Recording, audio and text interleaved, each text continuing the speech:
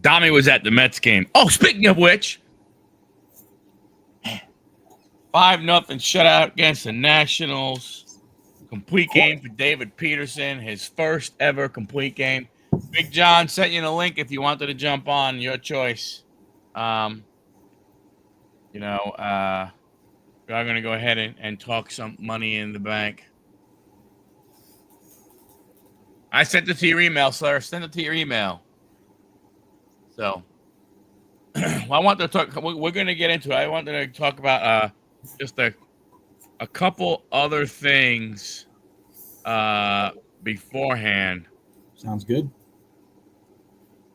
So, a little bit of it's about the hobby and stuff. Did you see? I don't know if you've seen anything on Instagram or any of these reports coming up, but did you see that Ellie De La Cruz card that got graded a PSA 6? Guy cracked it. Oh yeah, I did see something about that. PSA and it got a 10. Yeah. And now, so people are pissed off about that, which rightly so. Now, there are more people coming out showing their cards that they had sent in. There was one guy, I forgot what card was it. Maybe it'll come to my mind beforehand. It had an autograph on it, so I'm not exactly. I can't remember. He sent it in 4 different times. 4. Wow. It got graded like a 6. Then it went back, and I think it may have gone. Then maybe it went to like a 7. Then he checked that one, sent it back again. It came back a 7. Then sent it back a 4th time, and it came back a 9. I guess it just depends on your person grading it, I guess. I mean, but that's a problem. It is. There should be a broad across everybody. But this is what happens when you, for lack of better terms, put PSA on a pedestal over here. Right. And everybody else is over here. And you go, theirs is the only one. Like, right. How do you, look, I don't, it's not going to do, it's not going to all of a sudden be detrimental to the hobby. I don't think somebody's going to turn around and go, well, screw that. I'm not going to send it in to PSA because if I get a bad grade, I'm going to have to crack it and send it. That's more of an incentive. If you don't mind spending the money, it's more of an incentive to send it to PSA, get a shit grade on it, like a 6 or a 7, wait a couple months, crack it, resubmit it. Especially if it's not a numbered card. Yeah. Because how are they gonna know, right? Ellie De La Cruz,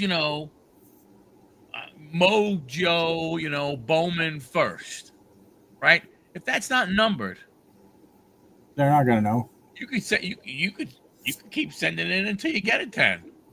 It's not like you're sending in, oh, this is 3 of 25, right? Yeah.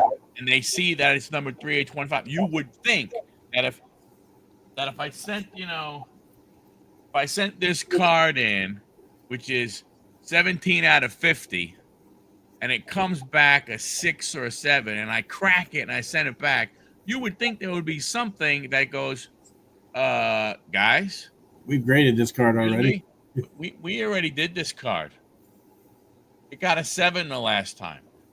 Yeah. That does make it. What are we doing here? I can't see numbered cards being a good too, but then again, who knows? Although it does make me want to go buy a Mickey Mantle PSA 1 and crack it and send it to him. Look, the truth of the matter is you're not wrong. Because if all of a sudden, think about it, if you would seriously, you make a, yeah, it sounds far fetched to a lot of people, but you think about it.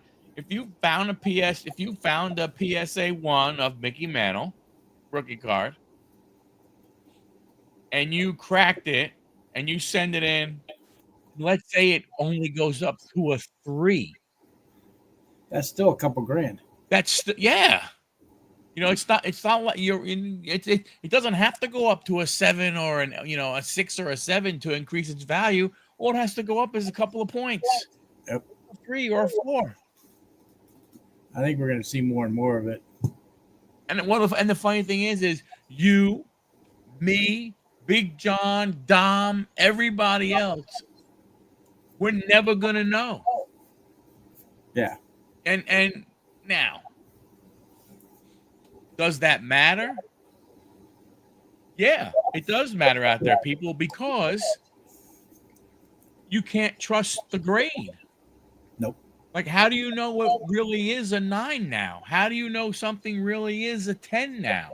How do you really know when, if it I mean, now again, to some people it doesn't matter. Like with me, to be honest with you, most of the cards that I have go through Mike for SGC, Gentile grading if you're interested, right below. Most of those are, for my PC, right? Right.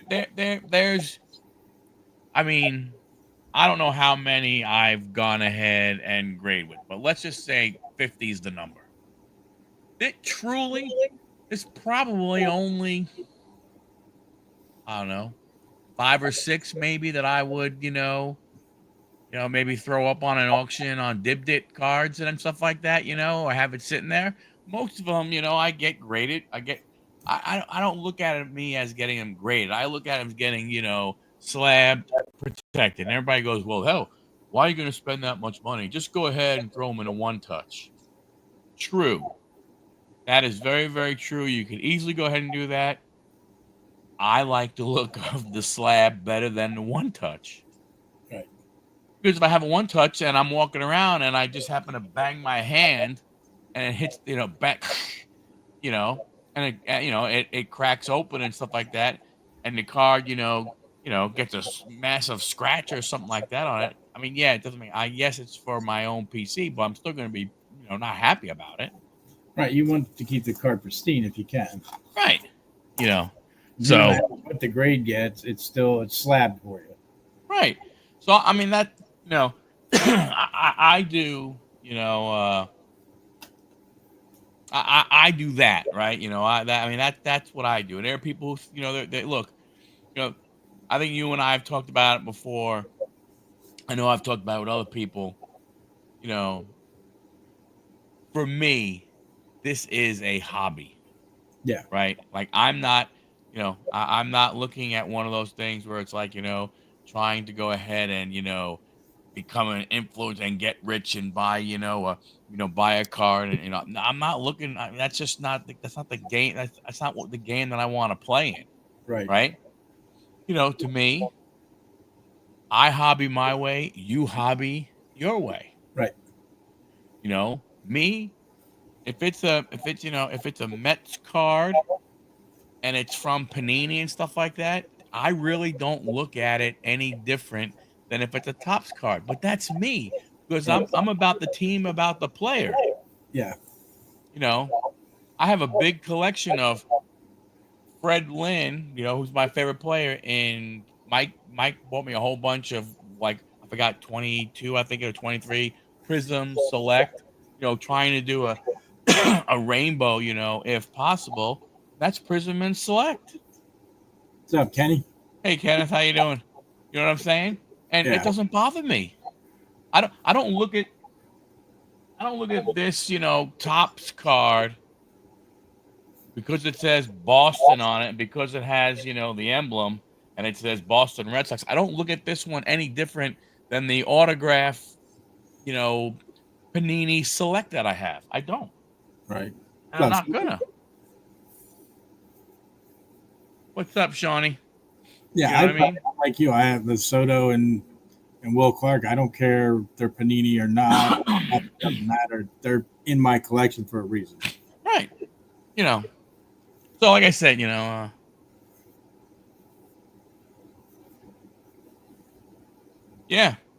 Well, what it is? It's there are a lot of people who do it. I I usually do it when someone says, "Oh, you're so stupid going ahead and slabbing, a non-licensed card." Okay, then I'm a jerk. That's fine. It's your personal preference. Right. That's all it is. You know, I got to ask, did you pick up any Series 2 today? I did not pick up any Series 2 today. I was And then going. I saw that they were on Topps Jumbo's what, 190, I think. 180, 184.99 with tax. Yeah, probably about 190, 200 Was bucks. that Jumbo or was that Hobby? That was jumbo. Jumbos were that, and hobbies were 89.95. Yeah, and I guess they sold out again so fast. I guess they went up twice, I think, today. So I've heard that this is a bigger print run too. This one. Yeah. But So if you try and look at the aftermarket, it's like already up $100 on top of that in the aftermarket. and my LCS had hobbies at 120. They've got jumbos at 260. They got blasters at 30, which is typical. Yeah, I might get a blaster just to see, but that's it. Yeah, the one thing I like that they did, well, there's a couple things I think they did which was pretty good. Even though who was it? James Wood and Jacob Wilson, they said that even though that they were in Series 1, they're going to be in Series 2, but I think the only thing you can get in Series 2 is they brought the black border back. What is that, the 76 or 77? I think one of those 2 years. I can't remember offhand. So they brought the black border back, and they said that like they would go ahead and be putting those 2 guys on the black border. Like that. So they'll be in there as short prints then. Yes, there'll be short prints there. And then the other thing I read, which I thought was pretty cool, was they're paying homage to the 5 guys who played every single position in a game. I heard that. I haven't seen any yet, but I've heard that. I just saw one on online. I actually see a actual card. It's just a picture of one, a scan or whatever it might have been of one. But they have in the right corner of the positions. Yeah, and now they all have the red dot in them. Yeah. Which is pretty cool. I like they went from like in Series 1 the aces, now they're doing the kings in this one, which is kind of nice. I did see the Pete Alonso 101 Kings card. Topps posted that. It got pulled, or they just showed a picture of it? It said it got pulled. What a shocker. But I mean, look, at this point in time, with as many breakers as there are out there, whether it be on eBay or whatnot, or Dibdit, or just their own websites, whatever it may be, there's probably so much of this product that is out there in those guys' hands. I mean, those guys are doing cases of jumbo or 2 cases of jumbo and so on and so forth and everything. To me, it's still kind of ridiculous when you look at the breakdown per team. In my opinion, was still kind of crazy on something. Now, don't get me wrong. There were some teams that were like, cheap Did and they stuff. finally release the checklist yet or no? I didn't see one. Yeah, because I was watching Striker and he was even surprised, but he did a quick breakdown of it, and I guess unless Topps was lying to him, he said the hangers this time around Series 2 do not look good at all. And hangers are normally bangers, obviously, but who knows? The checklist again comes down to it's very limited. There's not. I mean, you have Jackson Jobe.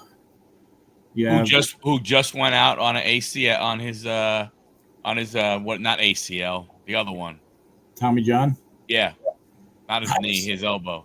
He just went out. So I mean. And you have Luis Angel Acuna is about the only other one really. And he's, when you look at his numbers, even as a Mets fan, I mean, dude's batting 243. No home runs, 6 RBIs. He does have 11 stolen bases, but he's not getting any time. They're using him now as, late inning replacement and stuff like that, for those types of things. But I don't know. I mean, for me, for the aftermarket to see it go up to like what you said, 260 something or 250 from an LCS. I mean, I understand they got to make their money. I do, but you're buying them probably cheaper than 184 because you're an LCS who has a deal with Tops to begin with. You could, I mean, you would think you got to be right. you figured you could at least probably sell them for $200 and probably still make a decent profit. But that's neither here nor there with me. So yeah, but again, but by the same token, I mean, I could kind of sort of in a terrible way of them looking and going, hey, if people are going to pay 200, they'll pay 225. You know what? If they pay 225, they'll probably pay 250. Let's see where they are. Let's see. Will they pay 260? I didn't go by mine, so I don't know.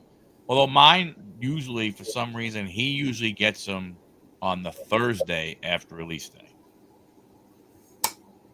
I mean, I know my LCS is out of hobby boxes, so you look at that. That's $40 more than Tops is selling them at 120. So yeah, don't get me wrong. I expect them for the most. I think it depends on how they get released. If they release them to the LCSs in waves, you may see them.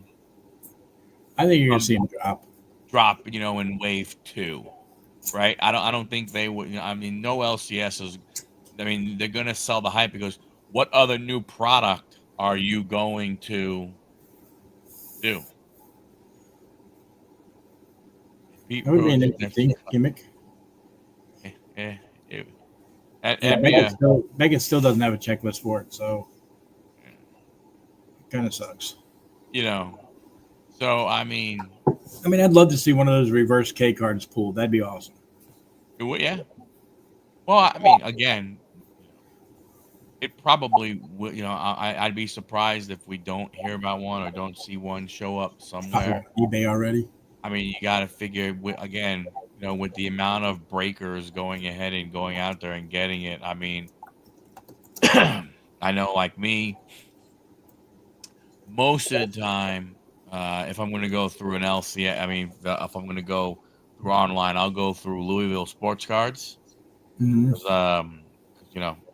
I met G and Andrew and stuff. I met those guys. Chatted with them, at different shows and stuff like that. Done trades with them, very fair trades and everything. So I always try and jump in or when they get it and everything. And I got in late, because a couple of teams that I wanted were already off the board. And I like those guys, but I'm not going to take, the Minnesota Twins just to go ahead and throw some support to them. Right. I don't mean to be a jerk about it, but I mean, So, right. So looking on eBay, there is 4 of the reverse Ks. There's a gold, looks like a blue, a silver, and a red, ranging in prices from $549, $350, $499, and $899 for the red. Who? The gold or yellow is of Yu Darvish. Sorry. Scherzer is on the blue. Don's favorite guy is on the silver. And Imanaga is on the red. They have a couple of the other ones that they're only running like 75. A couple higher ones, but not much. So, Matty Ice, how you doing, buddy? Hope all is well with you. I haven't seen him around in a while. He's been busy. Probably watching basketball too. As Oklahoma City Thunder play against the basketball team from Indiana. So, but hey, the other thing I wanted to mention was I wanted to say congratulations to Andrew McCutchen. He passed Roberto Clemente on the Pittsburgh Pirates all-time home run list. Oh wow! He probably won't get any higher than 3 because Willie's. I think Ralph Kiner, I think, is at 300. What, man?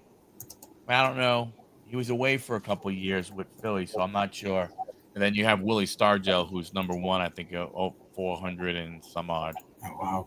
You know, I think Willie was 475, stuff like that. So, but I mean, that's but like with the hobby and stuff like that. Like I said, to me, I think it's just the release of the release. It pricing crazy. I was looking at some pricing on brakes and stuff, and that was still on the crazy thing. But I get it from a standpoint of is what else is there? Yeah, there is nothing. I mean, well, if you are a baseball guy, right? If you're a guy who just sits there and you're like, oh, look, I'm a baseball only guy. It is slim freaking pickings, man. Especially if you want licensed stuff. Yeah. Did you have Series 2?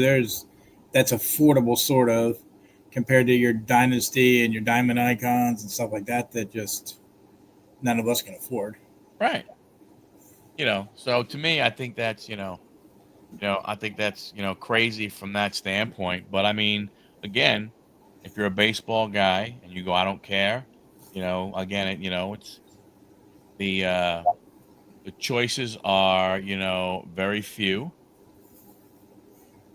And it's like, I don't know. It's like, okay, so now Series 2 came out. So what do we have to look forward to next? Chrome? Well, Platinum Anniversary supposedly end of August, early September, supposedly. I mean, got I don't know update. who Big John is. He doesn't show up. So I can't say whether he's. I know he had that big. He was talking about some stuff on his show the other night. He's probably at another birthday party. But yeah, I mean, but would it be Chrome next? I thought Chrome was later on. Maybe it might be. Well, don't you think they do Chrome before they do Platinum Anniversary? You would think, the way they've been doing things. Especially because they just came out with Series 2. So you would think like Chrome Series 1 or Chrome would come out. Then don't we normally get Chrome update? Do we get Series 2 Chrome? I don't know. No, it's just Chrome update, I believe. Right, just Chrome update. So you're right. They maybe they do wait a little longer. Maybe that comes out in the June or July time frame. And then update lets them get some of these other guys in. You'll have Cosmic probably, which is just stupid. Yeah. And then it's more or less a lot of high-end stuff towards the end of the year. I mean, sure, we'll get. I mean, we'll probably get an archives. We'll probably get a Heritage high number. True. But more paper product. But they're going to be outrageous. I mean, archives or Heritage regular for $25 is still up there in price. Did they print Bowman first on the 2016 Chrome set? I forgot what year they did that. What was that year? Yeah, was it? I don't know. I don't think it was 17, but it was close around one of those years. Yeah, Brandon. I'm not 100% sure, but yeah, but it yeah. But, I mean, we've seen that before. I mean, here's the thing. So they didn't do Chrome Anniversary last year, right? Yep. We missed that year. So do they do the consecutive years, right? Because what was the year when it came out in 23? That was 53 design. I think so. Which meant we should have gotten the 54 design in 24. If we don't get the 54 design, if they don't, do they go to 55?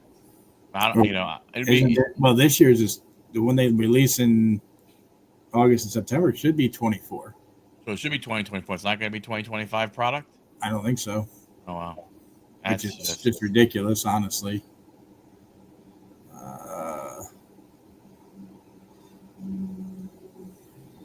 Like, where do you have like? I mean, I don't know, man. I'm trying to see like if there's somewhere it shows me what would be possibly coming out, but April, May, June. You got Marvel coming out from Tops.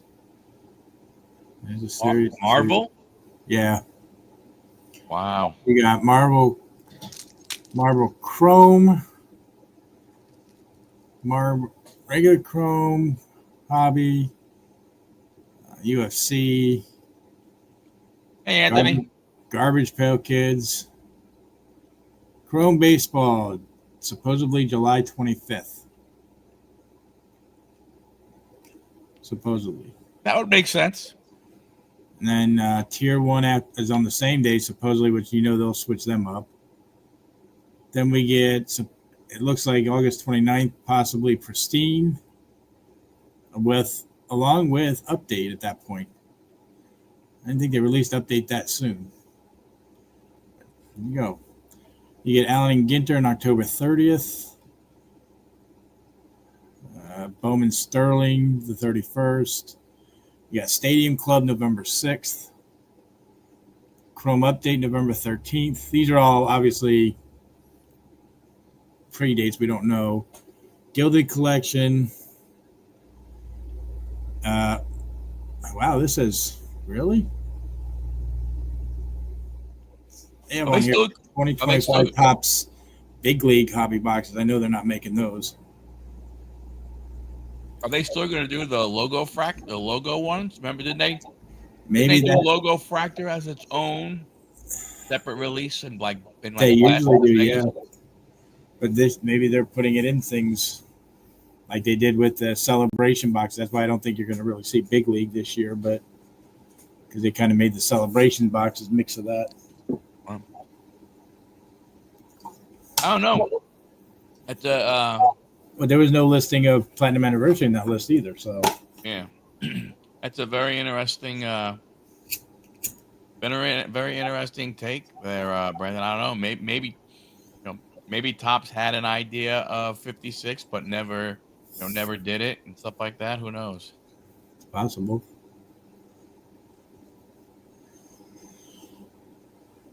What's up, Anthony? Sorry about that, brother.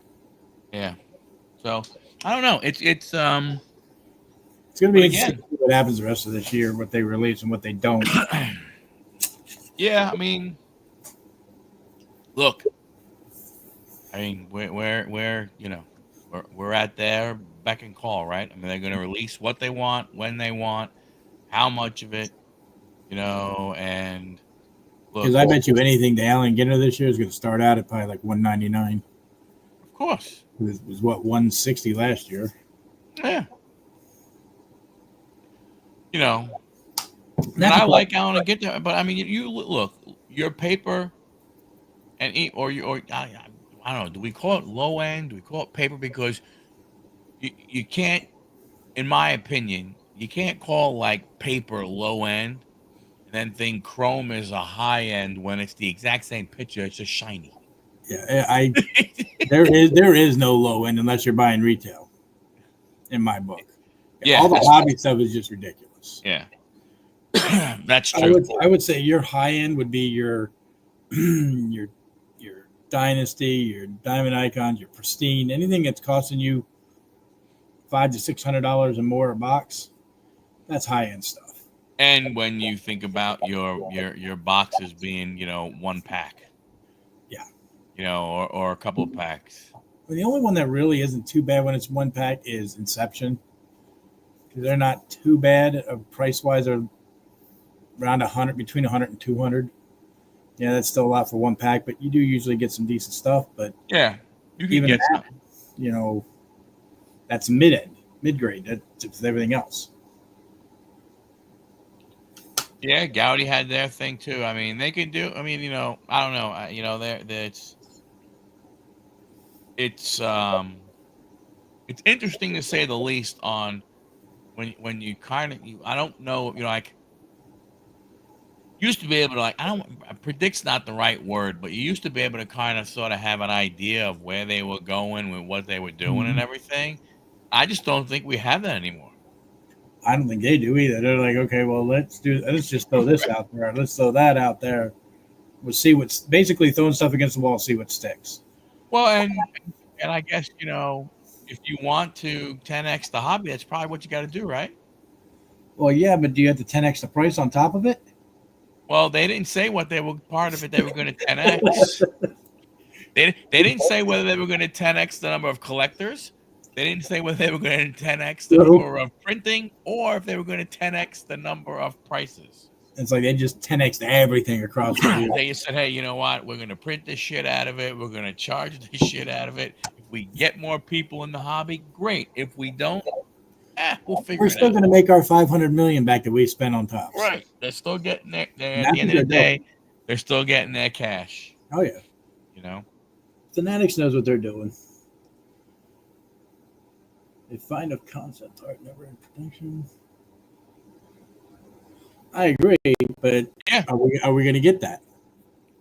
I think they should at least reach out to the hobby collectors and stuff like that and say, hey, here's a survey of what we're thinking. Give us an insight. Would be great. Do it for everybody. When you think about it, though, when you had Fire, when you had Gallery, when you had I always like Gypsy Queen. Gypsy Queen, right? That was different concept stuff. So they had that. They had that in the bag because there were people that I looked for Holland, Gypsy Queen, that Gallery, I looked forward to the Fire. I looked forward to those. I mean, I would rather buy those than Series 1 or Series 2. True. Just because it seemed as though they tried to do something different. Yeah. And I understand that they want to try something, but you know what? Why get rid of stuff that you know is selling well? Exactly. I understand getting rid of Gold Label. That sucked. Yes.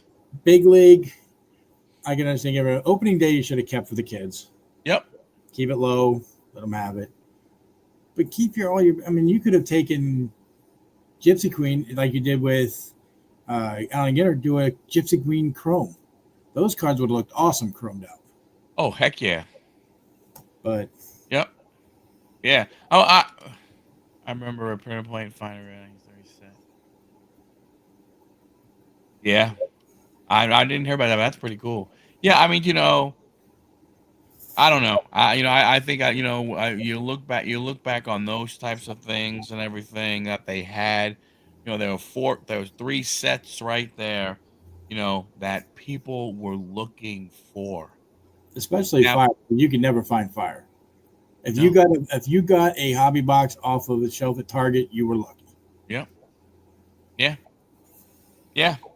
I still have I think it might have been the last year they did Fire. I think that was the one when Otani was on the cover. I think I have the one year before that. I have a Fire hobby box on my shelf.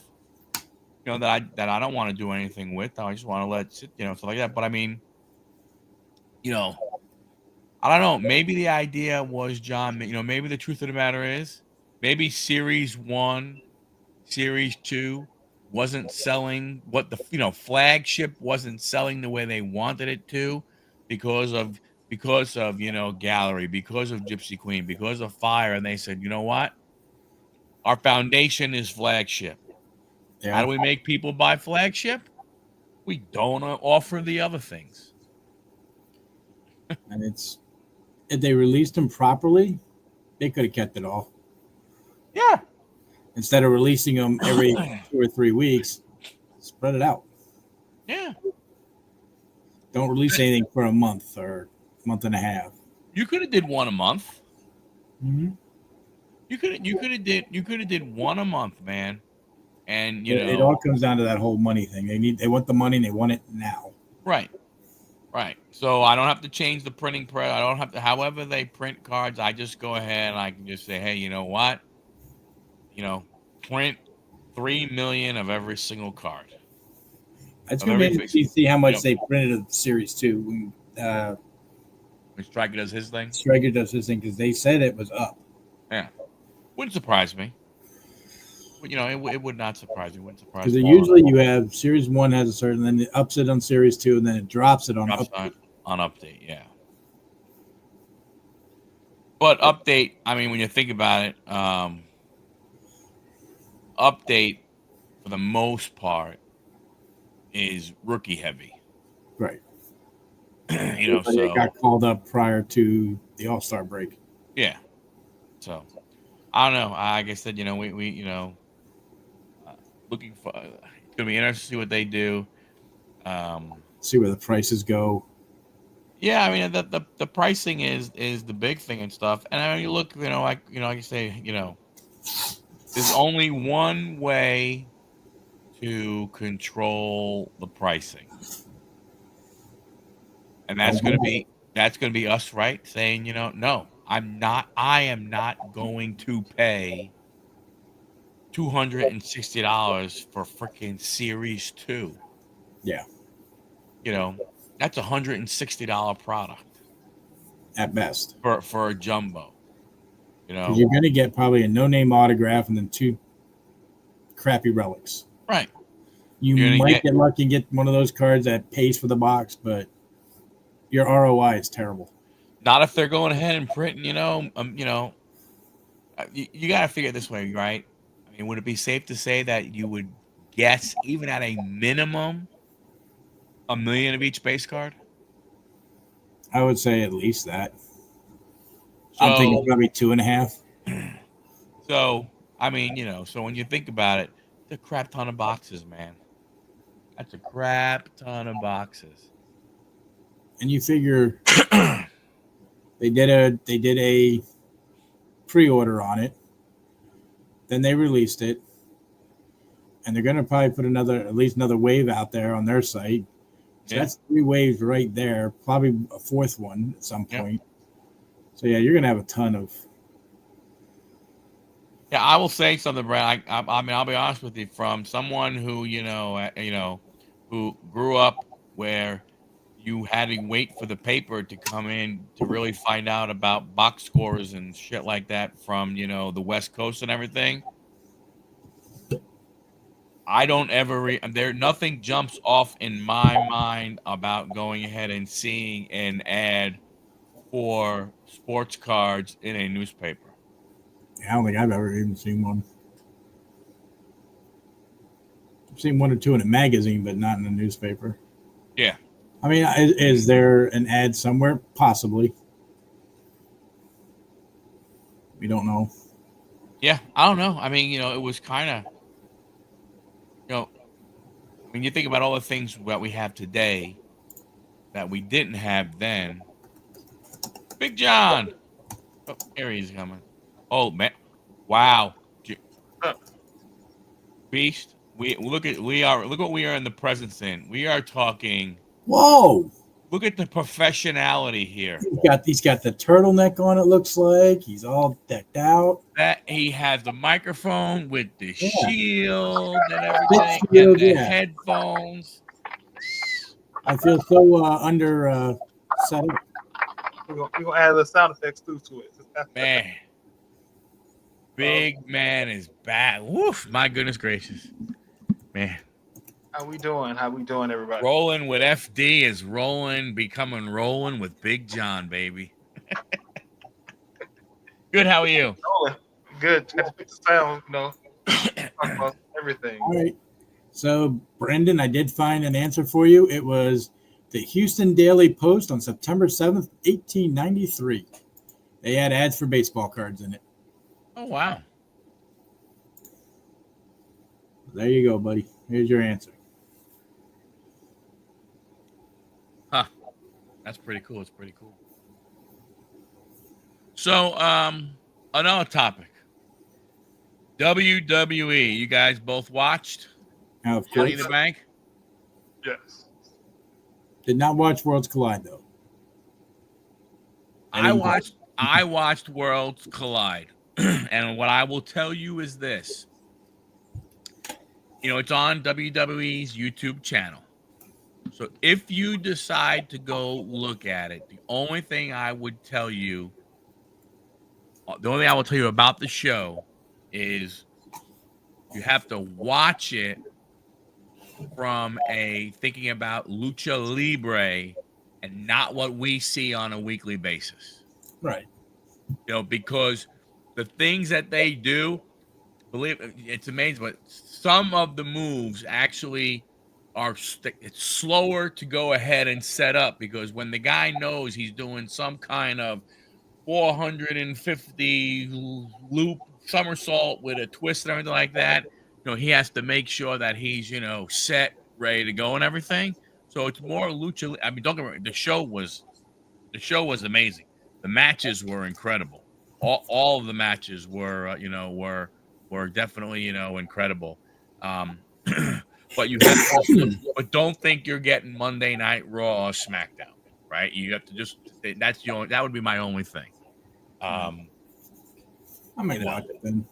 From that standpoint, but to me, it's definitely worth the watch.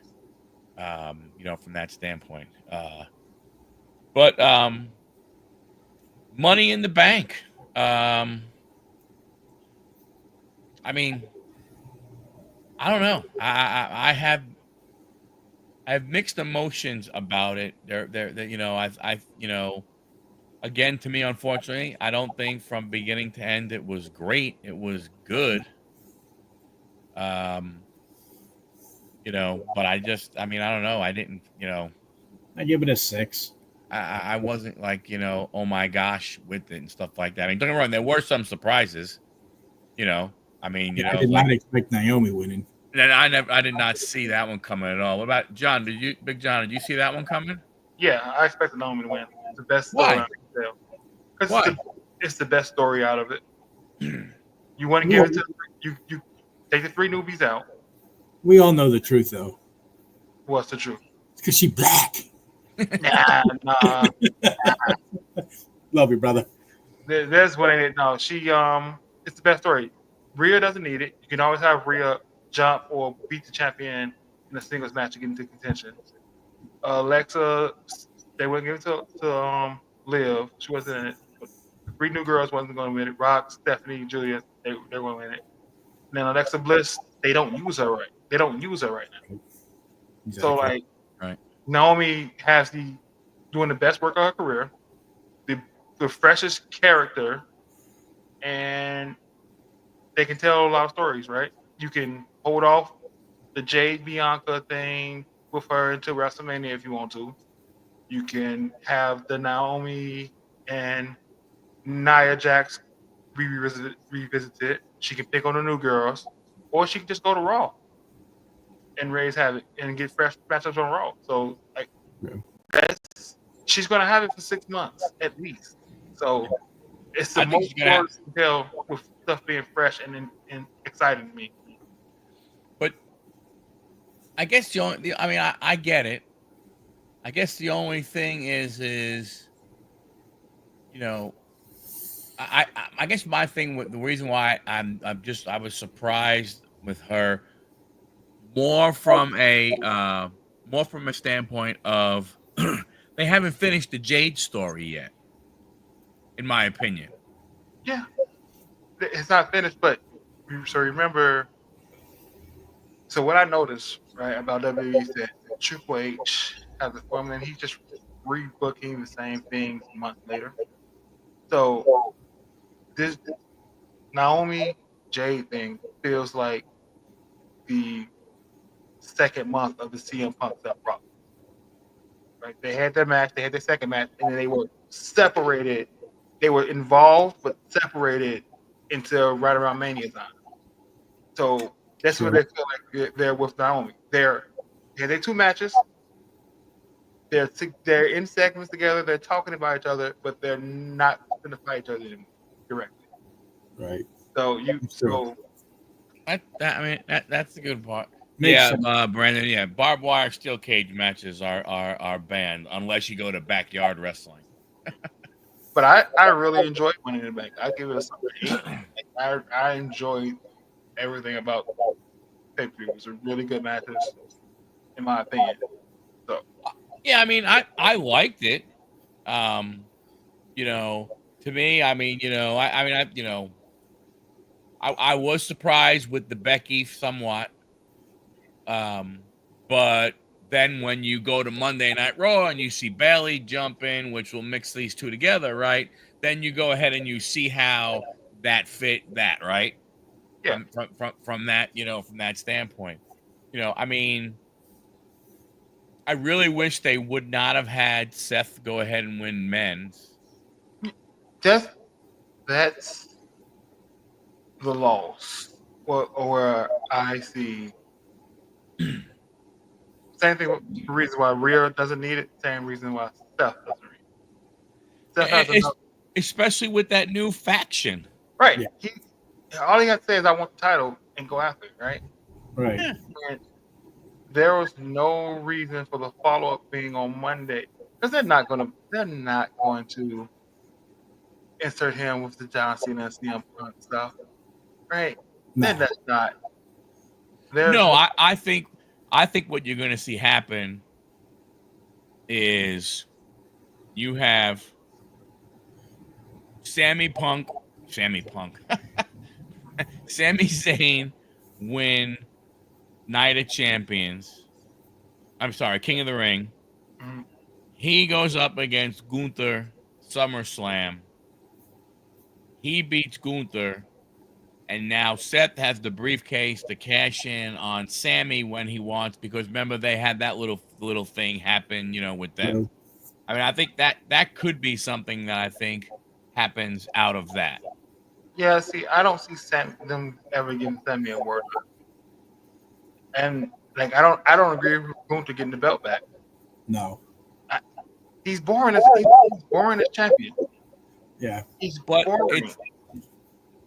Yes, I agree. But it sets up a Gunther Sammy rematch with It's going to set up another Jay Gunther match too. I don't that's think so. fine. No, because they're talking about putting them back together as a tag team. I don't Because think so. They don't have any fresh good ideas for the tag True. team. I think the Usos are coming back, and I think we're gonna get Usos New Day at some point. Listen, that's a feud I would never say no to, but I would say not right now. Right? You have, why not move Lego Del Fantasma over to Raw and give a fresh tag team to go against the New Day? Well, when do we start? Has there been any talk of a draft? I haven't heard anything. No draft. I'm against the draft. I know you don't get it, but they have it each year. I know, but I say I'm against the draft. No. I mean, I know. I don't get me wrong. To me, it's stupid. Also, I mean, it's a dumb. It makes zero freaking sense. Like, oh, let's go ahead and have this draft. Whoop-de-doo. I think that because they don't, because in a real draft per se, Seth, Braun, and Bronson would be separated. Right. Right, because they wouldn't, but so from that standpoint, all I'm saying though is from that standpoint, I don't like the draft either. I think it makes zero sense to me. I don't think that makes any sense to go ahead and have it, but we normally get one around this time of year. I haven't heard any talk about it at all. No, you may not. Hopefully, we don't get it. Not say not to get it, because you do these drafts year in, year out, and 7 people on each side get lost and you never see. Yep. And they even got drafted. It's the point. Like you I mean, just the first time they did it was okay. The one after that just sucked. I think the draft should be every 2 years, when you really need to freshen up some matchups and freshen up, because they do trades all the time throughout the year. The GMs trade talent basically, all the time throughout the year. Right. I would do it every 2 years if I was WWE. And I believe they should just allow the talent to go to whatever show they want to go to. Just let them go to it and let them play. Why do a draft? Just say, hey, you want to come to Raw? Go ahead. I know they have certain ways they do it, but I think anybody should go anywhere. I want to. So, what's the distractive upset? I don't necessarily know if there was a distractive upset between Money in the Bank or Monday Night Raw. Maybe the Becky Lynch, maybe, but that just brought in Becky, or what's her name, back? Yeah, Bailey. Bailey.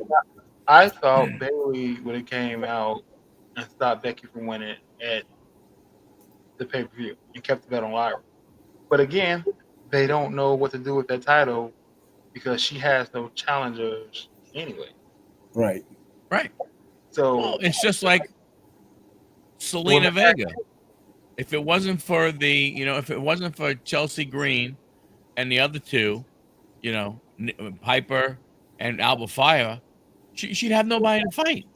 Like that seems to be. It's one of those three are the only ones that since she's won the title, that she's gone against. Yeah, now you have Julia. Like, there's no way you telling me that you couldn't make Meacham and B-Fab a tag team, Maxine and Natalia a tag team, and actually trying to get somebody to actually fight Raquel and Liv for the tag team titles. Yeah, you're right. There's nobody out there. No, that's what I mean. Yeah, that's you're 100% correct. I mean, There's no babyface factions. Yeah. There's no babyface faction from a guy, Triple H, who was a babyface in babyface factions and heel factions. You don't have one babyface faction. All the factions you have. Yeah. Yeah, but in reality, you only have. Well, I mean, you really only have one faction. Well, Judgment Day. Yeah, but that's falling apart. But yes, true, they are. But it just seems as though they're a faction that's like not even on the same. Like they're arguing inside of them. The only one that is is the newest one. They're breaking up. What I'm right. also knows about Triple H's booking. So if you break them up, what do you? Another if you break them up, what do you got? Because the bloodline is not broken up, and you have nothing. I mean, we've been talking. You have LWO, Lega de Fatismo, and Self's faction, who doesn't have a name.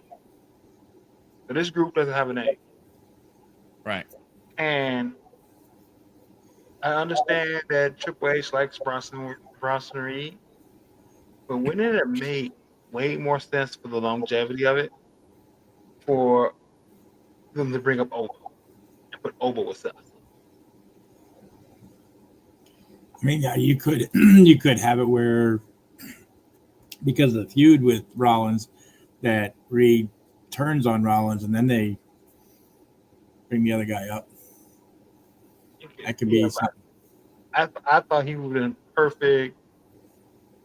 Somebody that can learn from Rollins as well, learn how to work, and be that big monster because he's killing it in NXT. Right. And to have him doing it on the main roster, then when it's time, when Braun turns on stuff, you got them two together. Like I would have liked that idea more personally. I agree. I thought they did not need Bronson Reed. They already have Ron Breakker, who is, the beast, badass guy. I thought they were going to bring in someone more along the lines of like that Randy Orton role that he had, when you had Triple H, Batista, and Orton. Like I thought they were going to bring someone in along those lines. I think that's Braun's role, is the Randy Orton role. He's the young, surefire, natural talent that's going to do all the matches for the most part for you. Right, but when you looked at it though, he has more of a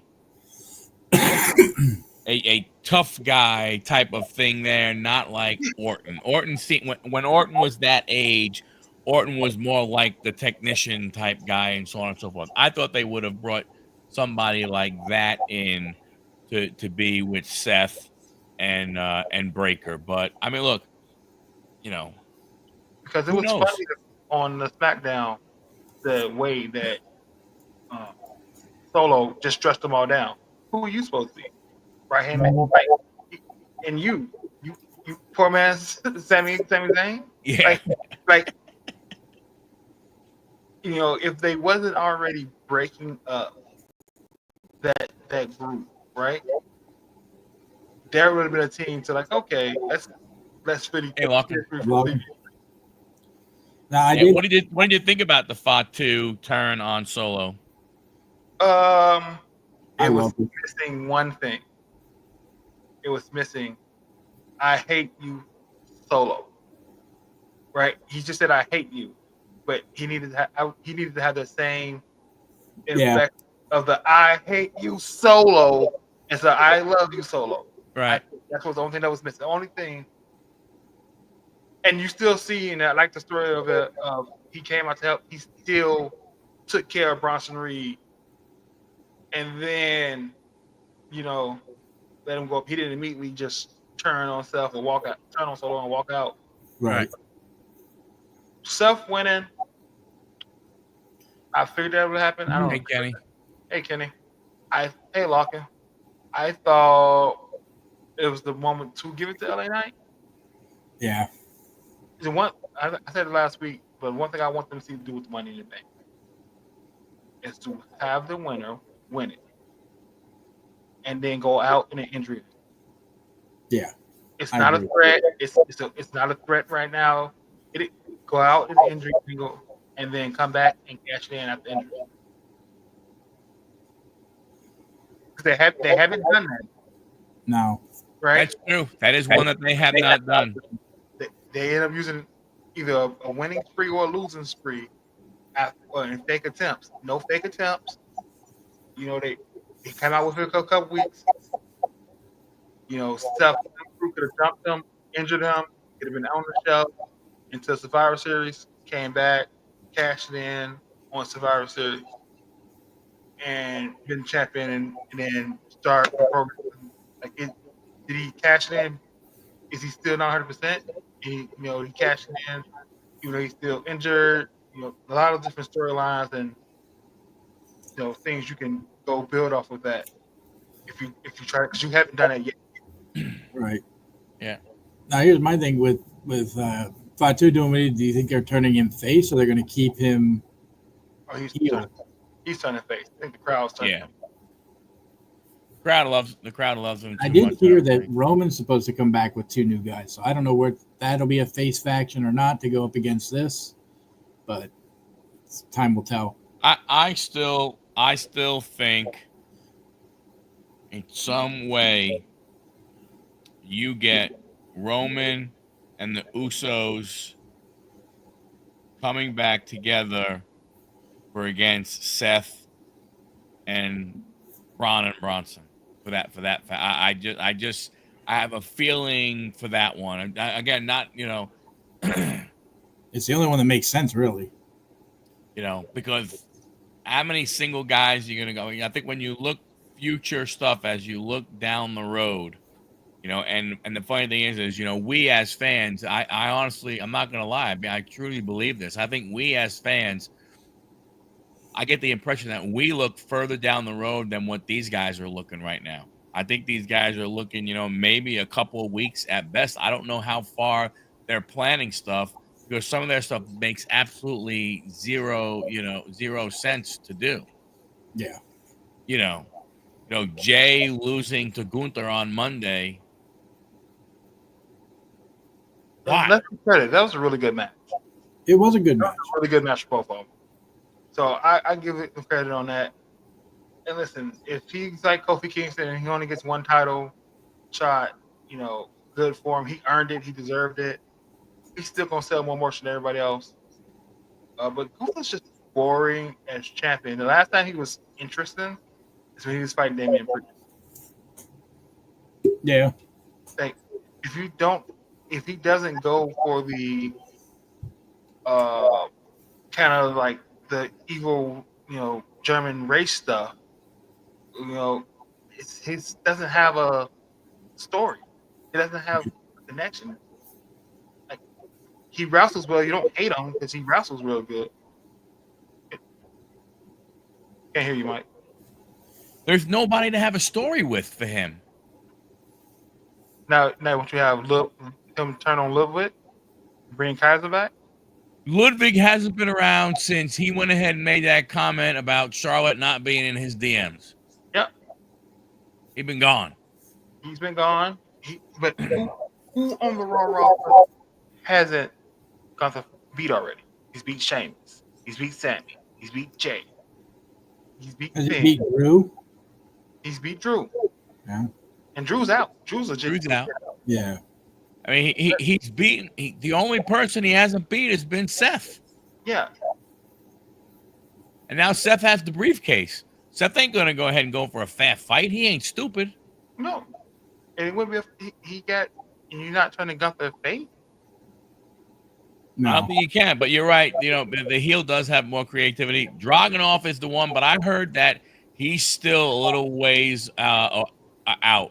But he's not that close. He's still maybe 6 months out. That's what I heard. I don't have a source or anything. I'm just in another chat, and we were talking about the exact same thing because if you look at some of the NXT stuff between Gunther he might have been Walter back then, but Gunther, Walter, and Dragunov had some crazy matches in NXT.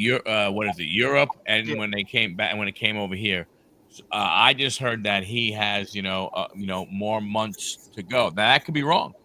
Who knows? You could have the good old match like they had back in the 90s with Rey Mysterio winning the title off of a big guy. I mean, I don't think it'd be good, but I mean, the way they're heading things, God only knows. Yeah, I don't know about Ray being that way, stuff like that. I don't know. I just, to me, there's just there's just too many. The options just don't seem to be there. Like, because obviously now CM Punk has moved on from Monday Night Raw and has gone on to SmackDown because now he's going to do something, with Cena, which is another thing that's going to be very, very interesting because of all the comments that CM Punk made about Saudi Arabia, Yeah. I mean, son, how you doing? Thanks for being here. Right? Of all that kind of stuff. I say so. Going through Tyler Bate, NXT UK was amazing. That's true. Tyler Bate is another one. I'm not a big fan of his, but he's a guy who's underrated. Again, you talk about go back to the tag team. Where's Pete Dunne and Tyler Bate been? Yeah. Yeah. No, I like with unlimited time. What you said with the Netflix deal, your shows can be as long or as short as you want. The amount of time is not used on Monday Night Raw. Right. They haven't what? How many times? So they started. So now here we are. We're in the 6th month. We've had, I don't know how many we've had. How many have hit the 3-hour mark, or has any of them? I don't think any of them hit the 3-hour mark.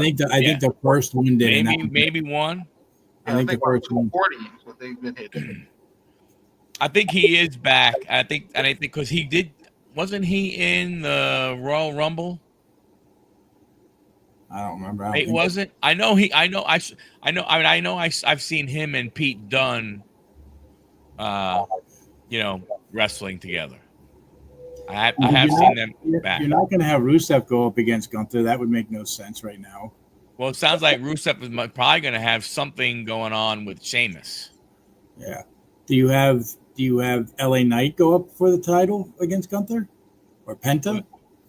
Man, then why the hell didn't you have LA Knight win the freaking Money in the Bank? It's 3 years in a row he makes it, and 3 years in a row he don't get the bag. I don't know what they're doing. I honestly don't know what they're doing with Penta anymore. Yeah, because it seems as though all of a sudden, I don't know, is there still a feud with with Dominic, or is this whole breakup going to lead to Dominic feuding with Finn? Well, it's going to lead to Dominic feuding. I think the only Yeah. match that you can have, right? And how do they get there? Is the question. Is AJ versus Gunther? But how do they get there? Yeah. I don't. The path to get there seems like 2 to 3 months before you get to that match. Yeah. Well, I'll say no under one scenario, and there's only one scenario. If you think about it right now, if you look at the upper guys that are on Monday Night Raw, if you take Seth's faction away because he doesn't need to go ahead and do anything right now because he has the power of the briefcase. I mean, Gunther has gone against most of those guys and beaten them.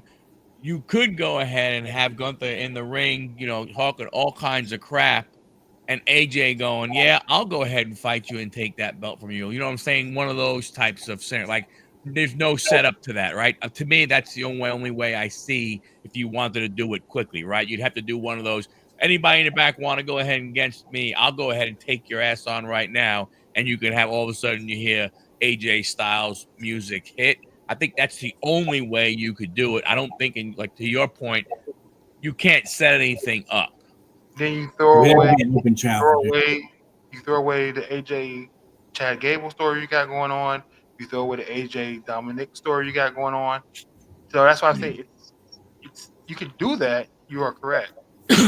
You're throwing away all these other stories you just spent the last 3 months building. Then I know AJ's not winning. Has no chance to win because it's just a filler. Right. Well, of course, I don't think anybody's going to win. To me, the next champion is either going to be, and again, no one's going to like it, but the next champion, to me, is going to be either Sami Zayn or Seth Rollins. Now, what makes me kind of not think about Sami Zayn is are you going to have Sami Zayn go ahead and beat Gunther for a belt again after he beat him for the Intercontinental Championship belt, and then you're going to have him beat him again? So it's not like Sami has never beat him. Sami has beat him. So that's the only thing that makes me lean a little bit. But the only thing about Sami's thing is that it's one of those cash-in ones, kind of like what Seth Rollins did at WrestleMania. He could do the same exact thing night one of SummerSlam. Because Cena is closing SummerSlam night 2. So, hear me out. Armchair quarterback right now. Go ahead. Going off your idea. Monday night. Gunther comes out and does your idea. Anybody from the back, 120 times from now. Out comes Roman Reigns. Roman Reigns comes out. They have all that, and then he's attacked by Seth initially. Roman is attacked? Yeah, because it's still not done between him and Seth. Right. Yeah. True. It's not done between him and Seth. It's not done between Seth and CM Punk. This is hyena versus lion. This is just blood through generational feud. Right. So does Seth use all three of them to beat up Roman? So then he does go get his brothers and right. So then he beats up all three of them. Yeah, that would. Then because we still have not had a redemption arc or a forgiveness arc from Roman Reigns, right? He said everything else may change, I don't change. So for him to actually have to go to Jay, who's been his own man, go to Jimmy, who's been his own man, and say, "Hey, I need you to work with them." Does he pick up Fatu as well? No. I think they leave Fatu and the Tongas out of it because it's the original. Yeah. But do you say something like that for WrestleMania? Or right? You can't do that. You can't do Bloodline again for Survivor Series 2 years in a row, 3 years in a row now. Yeah, No. you have to let that go ahead and go from that standpoint. But it wouldn't be out of the reign of WWE to do that. I would say go crazy this year and do the um the match mixed tag and have like Judgment Day, Finn, JD, and Dom with Raquel and Liv versus a 5 that's 2 women and 3 men. Just to do something new, Something different. something different, something new, because you know the men are going to take all the kicks and stuff, and at most it's going to be a slam to the women. Right. At most, or it's not going to be it's not going to be something crazy for the intergender part of the match.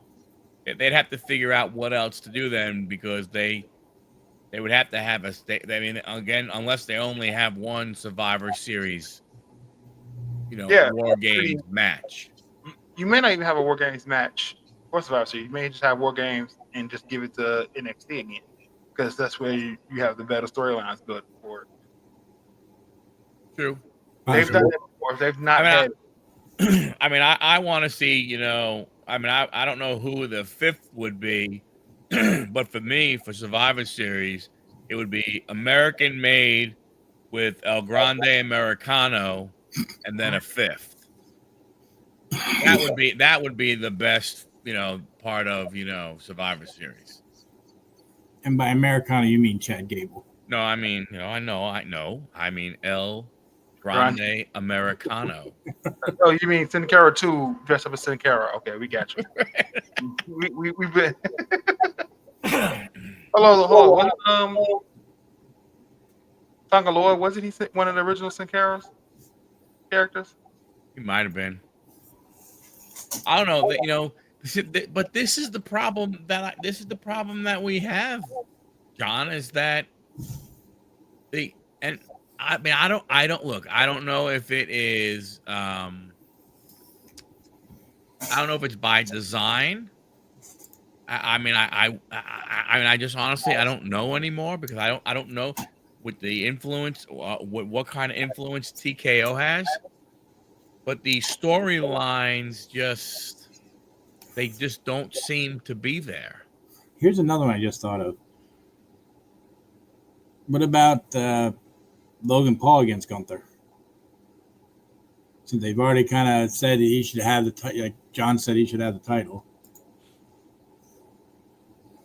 Again, who are you trying to face?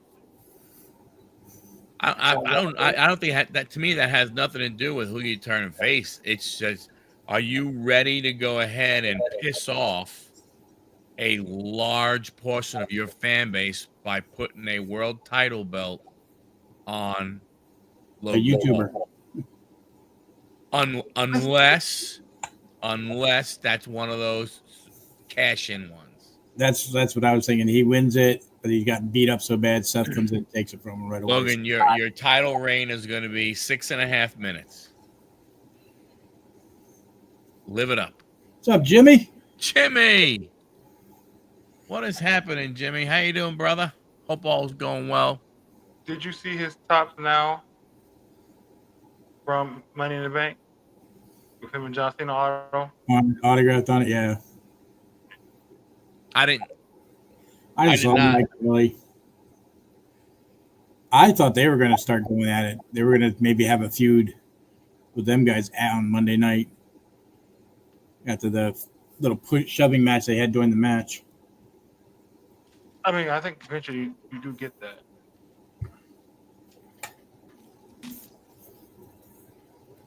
Yeah, I don't know. I like Logan Paul as a wrestler. I think he's Logan a Paul good wrestler. hopefully none. Say that again? I like him as a wrestler, even though none of his moves are original. He's still good at it. Yeah, they have one of them where it's autographed too. You click on click on something. Yeah, there you go. Which That's good. That card That's will the card. fetch big money. 20,000, maybe, maybe I more. bet you. I bet you to go for more than that. There's a 101, but I don't know.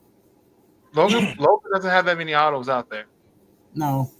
He doesn't have many autos, and No. again, think about the audience, the completely different audience that you're getting in now. True. That would suck. Belts have cards; they're good. I don't know. I just, and that's why you sometimes wonder. Like that's what made me wonder when I was sitting there and they were going back and forth, the 10 minutes of sleeper holds, which was absolutely crazy in my humble opinion. I knew But- Jay wasn't going to win that way. I knew that wasn't going to happen twice. Right. But again, it's one of those things like where is that in the storyline? That's why I'm saying like the storylines are they're so blurry. It makes you wonder how far out they are really looking. Right. And when did they get rid of like remember back in the day when they would take the guy's hand to sleep and they'd hold it, hit up 3 times and then they would do it. Now it's just pop his hand and he's done. Yeah. I like it. They got rid of that years ago. Running out the clock. It's kind of what they were doing. But like I said, I mean, that's the thing that gets me is but to your point, I mean, Big John, you made you look at the championships that they seem to have no idea what they're doing with. It's almost every single one of them. Yeah. Because what do you have? Dom has what, the US or the IC? US. Has he done anything with it? No. Pacers won. Damn, that sucked. Yeah, they did. 116, 107. It's still okay in 6. I gave him 2 games off of Rick Carlisle's coaching. I gave him 2 games off of coaching. So. But I mean, you look at the belts, right? The men's belts, the IC. Who has it? Dom. Oh, that's right. So right there really is nothing. There's nothing you can really look at for Dom right now, Unless he goes up against Finn for the title. That's the only way there. But that's what I mean. Right now, when you look, there's no like guarantee type thing. Right. Oh, it's Penta. Oh, it's this guy. Oh, it's that guy. Right. So you have True. that. You have staying in Judgment Day. You have the women's tag team. They have no idea what the hell they're doing with that. Mm-hmm. You look at the women's IC. They have no idea what the hell they're doing with that. Yeah, because what's after Becky and Bayley? If Becky wins, does Lyra then go to Becky to get it back? Do they have to insert Julia, Stephanie, or Roxanne somewhere in this whole thing? But let's talk about how You also have Asuka who's coming back. That's true. But let's talk about how we had a triple threat tournament basically to decide the participants in the Money in the Bank, and now we're having fatal 4-way matches for King of the Ring tournament. Yeah. King of the Ring tournament. So we just don't know what to book. Yeah, that's what it seems like. We just had qualifying matches. So what's after Night of Champions? And you have Saudi Arabia, so they're not going to have a card for that. It's going to be whoever Saudi wants. So right, you throw that out. Then so after whoever Saudi wants. So then SummerSlam. Yeah, because then it's SummerSlam, then Paris, and then so the champion, and Survivor Series. The winners of King of the Ring get some matches at SummerSlam. Right. So those are 2 matches already booked. And so after SummerSlam, how do you decide the next title contender? True. I don't know, and look at when you look at it, Cena was on Monday night. So what is he? 17 left. 17 left. 17. Yep. So you got to figure he's definitely going. I mean, everything would make sense that he's going to be in Saudi Arabia, right? So there's 16. So there's number 17. Number 16, he's got to be in SummerSlam. Minus one more. He's going to be on Friday Night SmackDown this week. Yep. All right, so we got SmackDown. Then we have King of the Ring. Right? King of the Ring, right? He won't be in King of the Ring. No need for him. Isn't King of the Ring in Saudi Arabia? Oh, it is. You're right. Yeah, and he's already challenged CM Punk, but we'll see what happens there, right? So you got to believe his last year he's going to be there, right? He's going to be in what? After that would be SummerSlam, right? What's July? I think there's anything in July. Then you have Paris. Well, there's a Saturday night main event in July. So he probably won't be that here in Atlanta. So I would say you got him two more appearances this month, 2 appearances in July, 3 appearances in August. So that's 9, right? Yep. That's 9. And then probably 2 appearances the last couple of months. And it makes sense because he's also on June 20th episode of SmackDown. Right. And they haven't announced Q4 Saturday night main event. The only thing they've announced is going to be in December. So watch. That's going to be in Boston. That'll be his last match. I think so. That's what I think. I don't have any authority over that, but it hasn't been announced yet as to where it's going to be. It would make sense that his last match would be basically in his home, in his home state, hometown. It would make sense that would be there. So somewhere in between also, we have to have, because everybody believes, or at least most people believe, that there's going to be a face turn for him. That he's not going to go out as a heel. Say that again? So Peacemaker comes out on August 21st. So you won't see him much in September. Because he'll be doing premieres and stuff? Right. Either you won't see him much in August or you won't see him much in September. He'll be on a media run with the belt. Well, he's going to go to France, and he's going to go to Australia for Crown Jewel. He is in Quebec on August 8th. Now is he the champion when it comes time for for Crown Jewel? I don't know, but he's going to go. You got to figure the big ones he's going to go to, right? In some way, shape, or form. But again, is there a way? Go ahead. Is there a way that you could book Austin Theory that by John Cena's last challenger is Austin Theory, and Austin Theory gets the title? Is there a way that you can book 6 months out, book him strong enough to be the one to save wrestling and take him off and take it off? Well, you have to end A-Town Down, which they were having some words backstage, and you saw Waller talking to New Day and all that kind of stuff. So you have to break that up quick, and you got to figure it out. Because remember that even though he won at WrestleMania, he lost because John Cena out-promoted him and told him, I don't believe you. And he's been going downhill ever since. So it's just real circle moment. There's a way that you could book him back up enough at the end of the year, make him a believable person, take the title off of John Cena.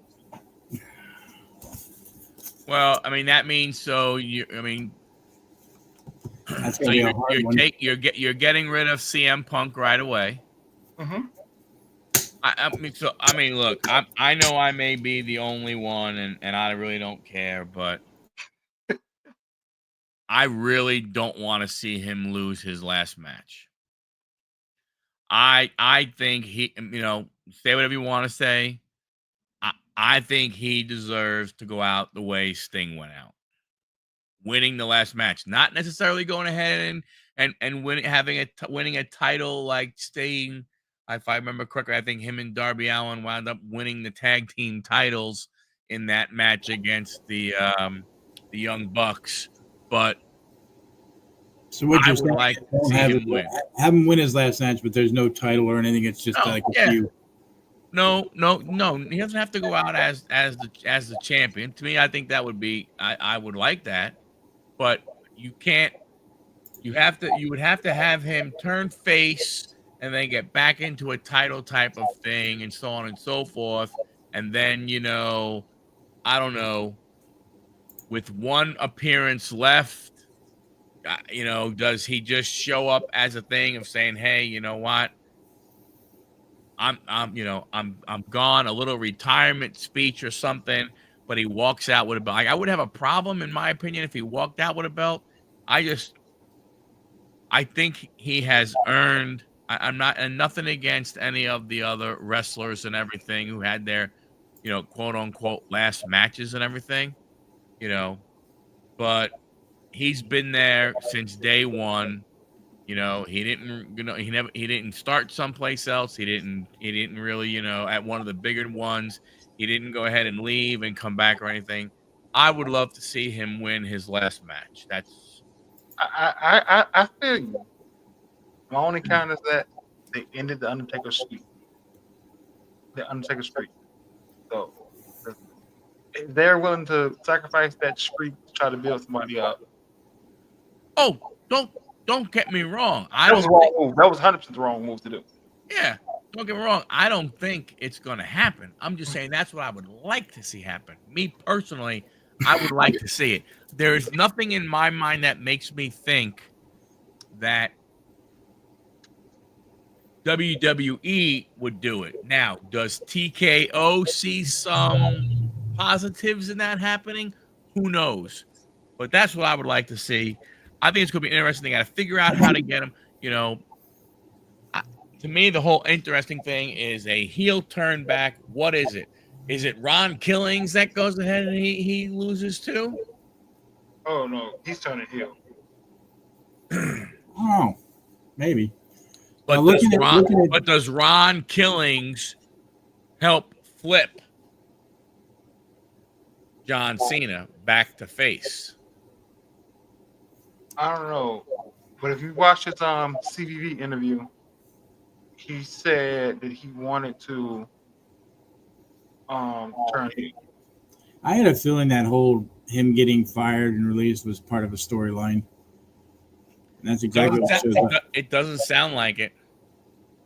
That may be what they're trying to spin. I mean, if they are, I'll tell you right now. You talk about that. That is definitely the work of the. There won't be a better work in 2025. Oh, right. Well, looking at the schedule, Cena's not even going to be on SmackDown that's in Massachusetts, which is surprising. He's going to be in Dublin. They have him in Dublin. And well, you think about it though, John. That does make sense if you're putting Saturday night main event in Boston. Right. So he's going to Quebec, beginning of August. Then he's got Ireland, and then it looks like. Well, yeah, no, it's France? I thought.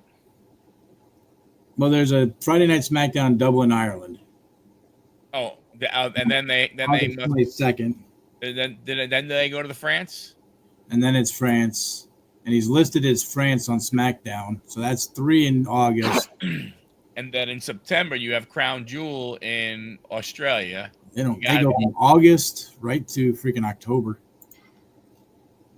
Yeah, Brandon, France. It's a takeover. This castle, whatever this Battle of the Castle, whatever that castle shit is. Clash of the Castle? Yeah, that Clash of the Castle. It went from Ireland or Scotland last year to France this year, and I don't know. I guess Germany or Spain. What do you all think of WrestleMania going back to Vegas? Which I kind of figured they were going to do. I think it's BS. You think it's BS? Yep. To pull the rug out from under New Orleans. Oh, it's all about money. Money. Vegas is struggling to to do events and to get people out there. Yep.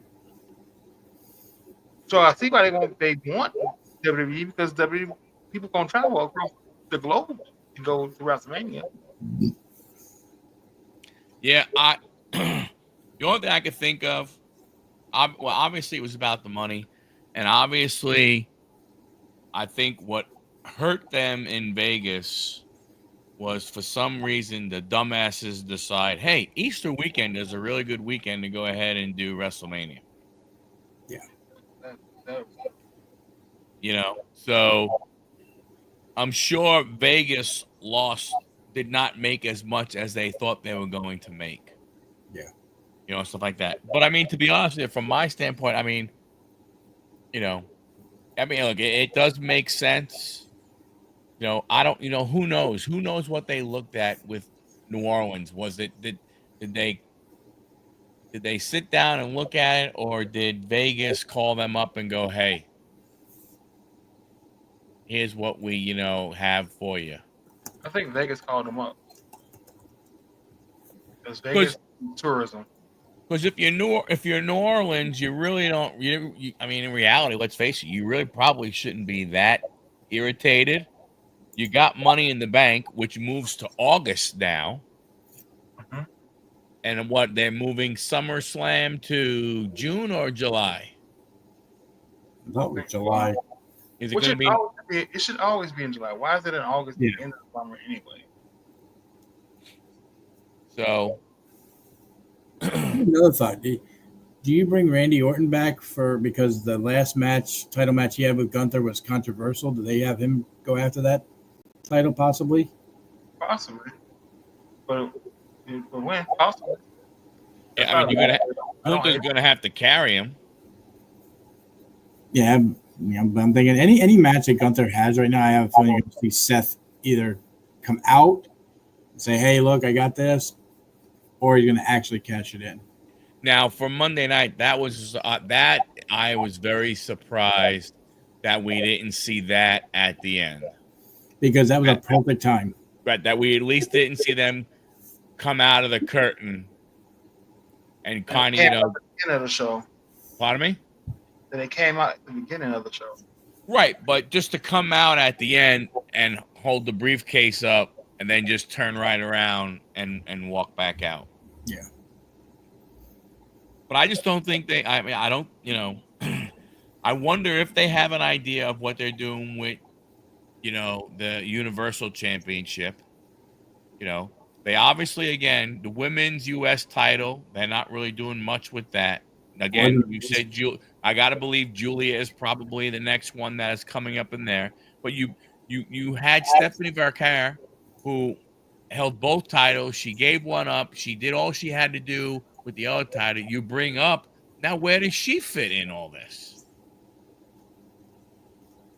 Does she go for an IC run? So are you burying Lyra? I think they're gonna make her do the whole pick her a couple of feuds before they give her a title. She's gonna get the Penta treatment. She's a special attraction. And what are you doing with the Street Profits? They have nothing. Well, they're so entertaining. I love the Street Profits. I could see Jimmy and Jay going up against them. That backstage thing was so freaking stupid of them, all the tag teams there watching the freaking vignette. That is just dumb, in my opinion. That was dumb. And the Street Profits saved it. Because the other three teams are not entertaining whatsoever. No. Maxium's good in the ring, but that's about it. I mean, to me, I don't care for DIY, never have. I mean, I didn't care for the Motor City Machine Guns. Yeah. I care for the Motor City Machine Guns 10 years ago. Yeah. But I think that's the problem you have. It's, again, when we look at storylines, when we look at what's going on, you just, like, there's not going to be, the John Cena storylines is last matches with people and stuff like that. Oh, he had a Randy Orton last time in this city and this and that. Right. It's He had it, he had all that kind of stuff. But with the other titles, you just really don't know. I mean, even I mean, have they really even talked about Io Sky and Tiffany Stratton lately about what's going on with them? Nope. And who do you have face Fatu for the U.S. title? Is there anybody really there? Solo. Solo, Penta, LA Knight. Braun?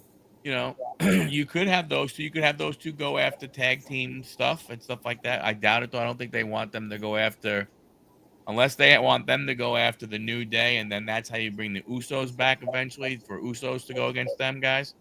But I think, but it's just like, I don't know. So they added Dom against Octagon Jr. That should have been the first match. But why wouldn't you get Io or Tiffany on that show? At least, at the very least, have them come out and watch the Money in the Bank match. Right, something. I mean, well, Yes, yeah, they do need direction, right? But the writers are supposed to go ahead and bridge the gap. I agree, but that's what we're saying, though, is that the writers don't seem to be doing much of anything. No. Like, who is in all seriousness? Who is Io Sky feuding with right now? Who? Nobody. Nobody Right. there. Okay. Tiffany, is she really feuding with Charlotte or with Nia? No. No. So what are you doing there? Here's another good one. You have the Night of Champions coming up, where they have the two. You'll have Cena and Gunther go against each other. Do you see Cena winning That's that? Crown Or Gunther? Jewel. That's Crown Jewel. Just Crown Jewel. Now that would be an interesting cash in, because they've never had that before. They've never had both champions in the ring going against each other. Seth can come out and look at either one and decide which title he would want out of that way. So that could be a very interesting cash in. Yeah. Who would you pick in that match though if he didn't cash in? Cena. Yeah, because I can't. I mean, you're not losing a belt. You're just going for that other belt. You just Right. going. You just get. You're going for the. To get your name on that belt and get the ring and stuff. It makes sense that it would be John Cena, but that means Gunther will probably. Well, that means if it's Gunther at that point, he'll probably go ahead and win. Another one you were talking about, what are they going to do with Cody Rhodes now? I mean, are they going to keep him trying to go back to get his belt? And is he the one to take it off of Cena before Cena leaves? Oh, not he was born. He was a born crying champion. Because he already said he does not want to turn heel. I know that. All the face champions have been born crying champions. No. Well, you look at across the. You look at your last bunch of women's champions, and men and the men's champions. There really hasn't been any like, oh my gosh, with Flair and stuff. Cody his matches have been, I don't know. Again, me personally, I'm not necessarily sure if I think he's had any like, super bangers. Not like when he went up against Seth in those matches beforehand. Yeah. Io's had some good ones. Tiffany's had some good ones, but I don't know if any of them. I don't know if any of the championship matches we have seen this year you would look at as go, oh, match of the year right there. Yeah, I don't see anything being that.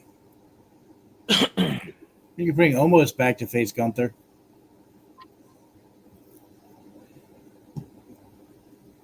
Yeah. But, there's not really anybody there that. Aleister Black? No, he's on SmackDown, right? Mm-hmm. So you'd have to move him. Maybe him, but there's nobody. That's the problem. There's nobody for Gunther to feud with. There really is no storyline for Cena, right? The storyline for Cena is I'm leaving. the last hurrah. I'm gonna give these guys, but now I have to CM Punk, who's left, right? Seth. I think Seth is gonna stay and with Raw. Or do you have Roman? Man, I mean, Roman's a possible threat. the OTC back to go ahead and take his Universal Championship back.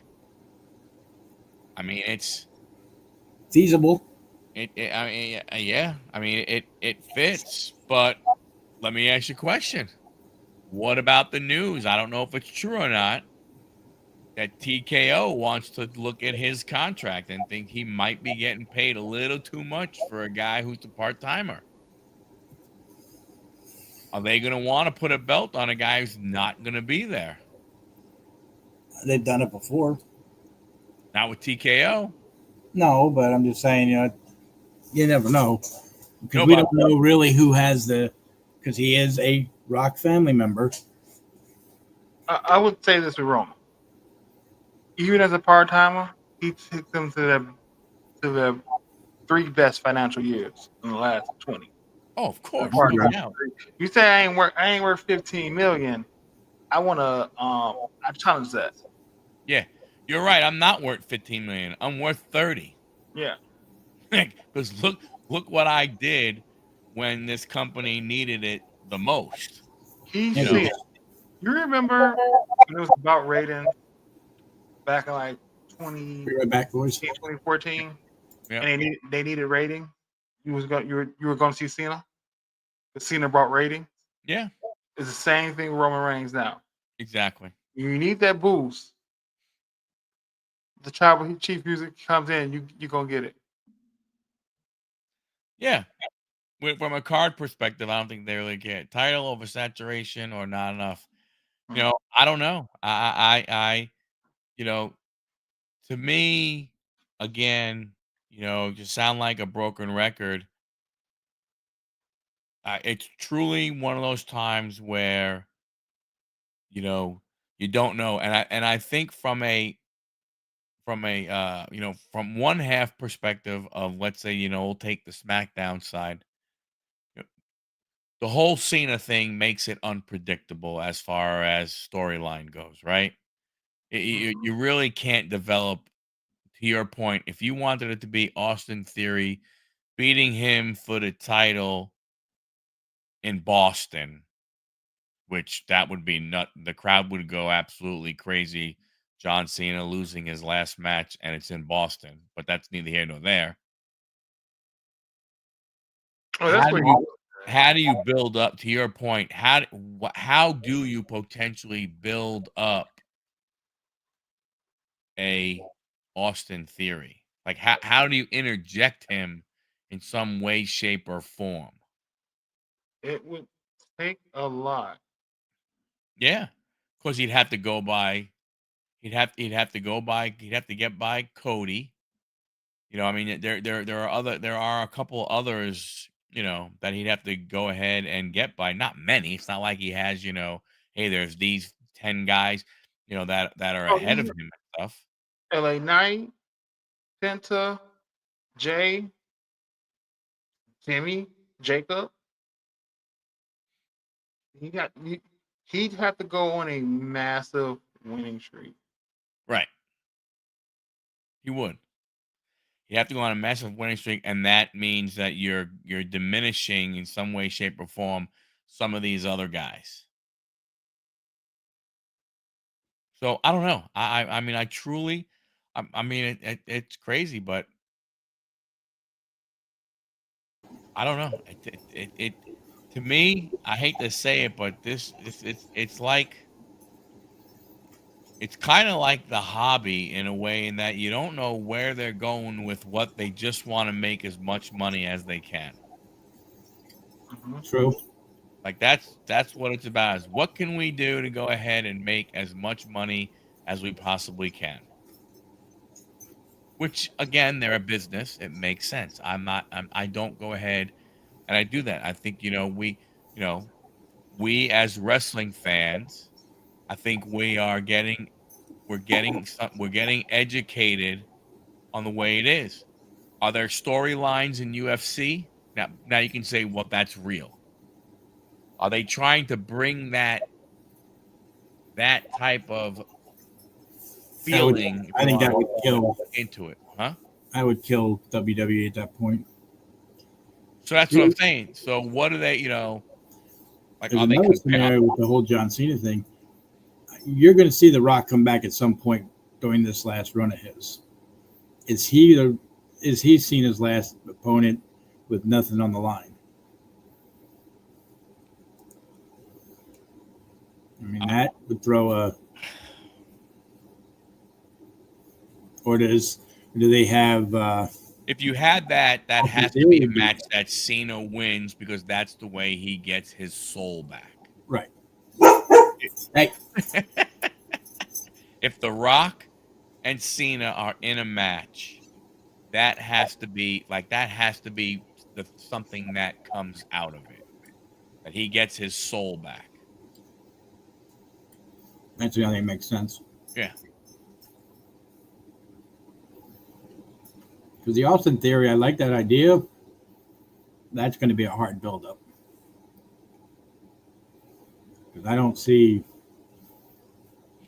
He's got to go through too many people. Well, like I said, I'm just thinking from a standpoint of is that the John Cena, retirement tour and the retirement matches, everybody had said, oh, he's got to go up against CM Punk to look for what and they had to go up against Randy. I get it. I'm cool with that. But who's left? Mm-hmm. Right? Roman's about it. Roman and The Rock, really. Are the only two left. And did he have a face, Roman? I don't think they have. I think they've been in the ring. Yeah. I don't think they fought, though. Did Cena and Roman ever have a match? Yeah. Remember when he told him that, because Roman told him he was like missionary. Just the same thing over and over and over. They had a match.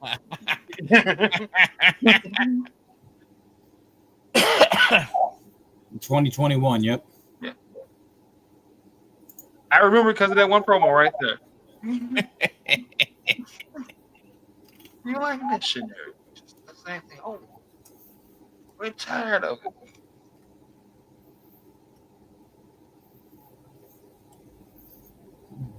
Yeah, But I don't know. Anything from Money in the Bank, does that translate over into the WWE card market? Did anything translate to the card market? Yeah. Gunther winning the belt, Cena being back. I could see maybe Naomi's cards get maybe a little bit of a but I think that would be the only one. I don't think there would have been any advantage to anybody else. But now, if you take Saturday as a whole, I think you're going to. I guarantee you're going to see Mr. Iguana in something soon, because they're talking about him. But they're talking about him bypassing NXT and going right to either Raw or SmackDown. And I think if anybody's card goes up, it'd be Fatu's card for the face. True. Card. That's right. Yeah, that's true. I could see Fatu's card getting a bump. Naomi, that's it, though. Yeah, I can't.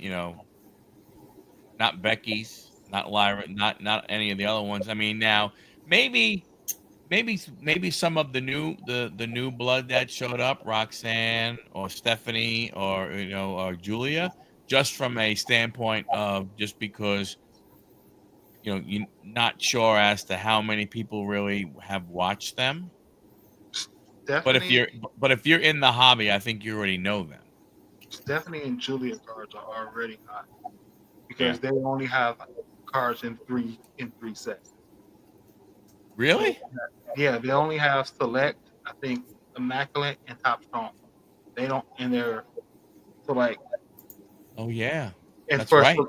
For Select, Stephanie and Julia are short print ring size only. So you can't hit the concourse and other two levels. They're only in ringside. Oh, really? Yeah. So What's that one? I think Julia base is like $80, and the Guerrero base green ringside is 150. Really? Yeah, Oh, because wow. you can only hit them in ringside. They don't have any Only in select. Oh, wow. in select. So if you get one of them in select, you got good money off base, just off base ungraded. But Yeah. in Top Strong, I don't think any of these PLEs honestly have done much of anything to increase values of any of the cards. If they did, it might be a 2-3% jump, maybe. Yeah. Dom just sent me a text. He says at Night of Champions, Seth cashes in and pins both of them. Well, it's not Night of Champions. No, he that would mean more of Crown Jewel, Crown Jewel. Yes. and unifies the titles. Yeah. That would be an interesting setup. And I don't think it'll happen, but because they're not going to take that title off of John until probably October, November. But he needs to lose some more matches besides, one, maybe 2 days lost, if that. I think it's just one, the tag team one that he just lost during this run. We will see. The WWE is definitely, again, I think it's very foggy where things are going. I don't know. Again, and the problem we have is this. Again, is there influence? Does TKO look and go? Obviously, they may look and be going. You know what? Jay doesn't need the belt. As soon as he goes ahead and walks through the curtain, or as soon as his music hits, it doesn't make a difference whether he has a belt or not. They're gonna go crazy. Yeah, because he looked before he had the belt, they were going crazy. So Right. So I think I wonder if TKO, has influence in looking at stuff that way. because they can see it as okay, he drops the title, they get back together, the Usos, and end up bringing them up again. Yeah. And scratch what I said earlier. Julia and Stephanie are not in top strong. So they're even more scarce. They're in the Cactus Jack. They're even more scarce trying to find their cards. Oh wow. Huh. Yeah. Well, we'll see, fellas. I mean, it's going to be interesting. The summer's going to be interesting. There's plenty of of WWE stuff to happen. I mean, when you think about it, we are a couple weeks away from King of the Ring. Then we do a Saturday night. That's another big weekend, right? They're having Saturday afternoon on the 12th of July. Saturday afternoon is Great American Bash for NXT.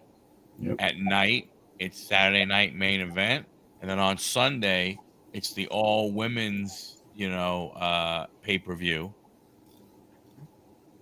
which we probably see Nikki and whoever went ahead and whoever that what's her name, Liv.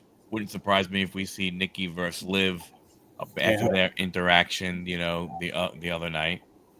And then you go right into that. Then you go into what August is your Clash at the Castle. September is your Crown Jewel. Mm-hmm. And then from a WWE perspective, you end in November with Survivor Series. Then you do have Saturday night's main event. So the John Cena stuff is going to be interesting to see. 18 more. You got to figure all the PLEs he has to be on in one shape or form. He doesn't have to wrestle. It's just an appearance. It's not wrestling matches. It's appearances. Now, you're at Clash of the Castle, and all you get is Cena on the mic. I can understand why you'd be, you might be a little upset.